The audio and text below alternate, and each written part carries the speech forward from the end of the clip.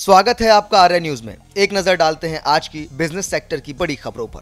केंद्रीय कर्मचारियों को 8वें कमीशन का बेसब्री से इंतजार है। माना जा रहा है कि चुनावी वर्ष में उन्हें खुशखबरी मिल सकती है, लेकिन सरकार ने एक बार फिर साफ कर दिया है कि फिलहाल उनके पास 8वें कमीशन बनाने का कोई प्रस्ताव विचाराधीन नहीं है। वित्त राज्य मंत्री पंकज चौधरी ने आज राज्यसभा में एक लिखित सवाल के जवाब में कहा कि सरकार के पास 8वें वेतन आयोग के गठन का कोई प्रस्ताव विचाराधीन नहीं है। सरकार पहले भी कई बार कह चुकी है कि 7वें वेतन आयोग की सिफारिश के मुताबिक केंद्रीय कर्मचारियों और पेंशनर्स को दिए जाने वाले वेतन, भत्ते और पेंशन की समीक्षा के लिए एक और वेतन आयोग का गठन करने की आवश्यकता नहीं होनी चाहिए, लेकिन पे मैट्रिक्स की समीक्षा और संशोधन के लिए नई व्यवस्था पर काम होना चाहिए। सरकार एक ऐसी व्यवस्था पर काम कर रही है जिसमें कर्मचारियों की सैलरी उनके परफॉर्मेंस के आधार पर बढ़े। केंद्रीय कर्मचारियों के सैलरी स्ट्रक्चर में बदलाव करने के लिए सरकार हर 10 साल में एक पे कमीशन यानी वेतन आयोग का गठन करती है। इसकी सिफारिश के आधार पर ही केंद्रीय कर्मचारियों का वेतन तय किया जाता है। अब तक 7 वेतन आयोग बनाए जा चुके हैं। तो वहीं पेटीएम के सीईओ विजय शेखर शर्मा की वित्त मंत्री निर्मला सीतारमण के साथ मीटिंग की खबरों के बाद आज पेटीएम के शेयर में 10% की तेजी रही। ये 496.25 रुपए का कारोबार कर रहा है।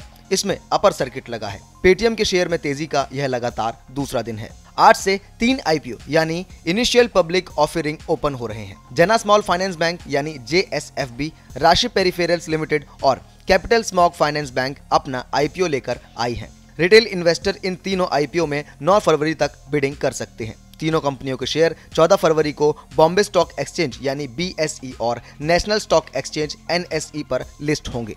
देश की दिग्गज कारोबारी घराने टाटा ग्रुप का मार्केट कैप 3 लाख करोड़ रुपए के पार पहुंच गया है। पहली बार देश का कोई कारोबारी घराना इस मुकाम पर पहुंचा है। टाटा ग्रुप का मार्केट कैप 30.4 लाख करोड़ रुपए पहुंच चुका है। दूर दूर तक कोई इसके आसपास भी नहीं है। मुकेश अंबानी की अगुवाई वाले रिलायंस ग्रुप का मार्केट कैप 21.6 लाख करोड़ रुपए है। गौतम अडानी के अडानी ग्रुप का मार्केट कैप 15.6 लाख करोड़ रुपए है। इस लिस्ट में चौथे नंबर पर HDFC ग्रुप है। इस ग्रुप का मार्केट कैप 13 लाख करोड़ रुपए है। बजाज ग्रुप भी 10 लाख करोड़ रुपए के मार्केट कैप के साथ देश की टॉप 5 कारोबारी घरानों में शामिल है। टाटा ग्रुप की 25 लिमिटेड कंपनियां हैं। मार्केट के कुल मार्केट कैप में 80% से अधिक हिस्सेदारी केवल 5 कंपनियों की है। ग्रुप की सबसे वैल्यूएबल कंपनी TCS है, जिसका मार्केट कैप 15.1 लाख करोड़ रुपए है। यह रिलायंस इंडस्ट्रीज के बाद देश की दूसरी सबसे वैल्यूएबल कंपनी है।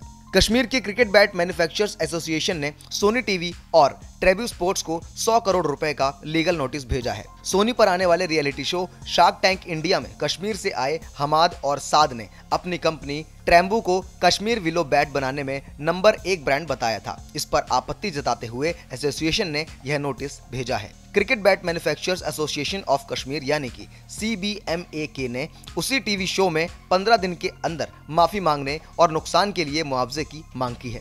एसोसिएशन ने कहा, अगर चैनल ने समय सीमा के अंदर माफी नहीं मांगी तो उसे 100 करोड़ रुपए का हर्जाना देना होगा। शार्क टैंक इंडिया पर यह शो 30 जनवरी 2024 को ब्रॉडकास्ट हुआ था। अमेरिका में एक बार फिर बैंकिंग संकट सिर उठाने लगा है। 11 महीने पहले देश में कई बैंक डूब गए थे। इसमें सिग्नेचर बैंक भी शामिल था। इस बैंक को खरीदने वाला न्यूयॉर्क कम्युनिटी बैंक भी अब डूबने के कगार पर पहुंच गया है। मूडीज ने बैंक की क्रेडिट रेटिंग डाउनग्रेड कर दी है। आज कंपनी के शेयरों में 31% गिरावट आई। पिछले 1 महीने में इसकी कीमत में करीब 70% गिरावट आई है। 1 जनवरी के बाद से इसका मार्केट कैप $7 अरब से अधिक गिर गया है और यह 1997 के बाद अपने सबसे निचले स्तर पर ट्रेड कर रहा है। अच्छी बात यह है कि इसका 60% एसेट्स FDIC इंश्योरेंस में कवर्ड है। सिलिकॉन वैली बैंक के मामले में यह 10% था। तो ये थी बिजनेस सेक्टर की आज की बड़ी खबरें। बिजनेस से जुड़ी खबरों के लिए आर्य न्यूज को सब्सक्राइब करना ना भूलें।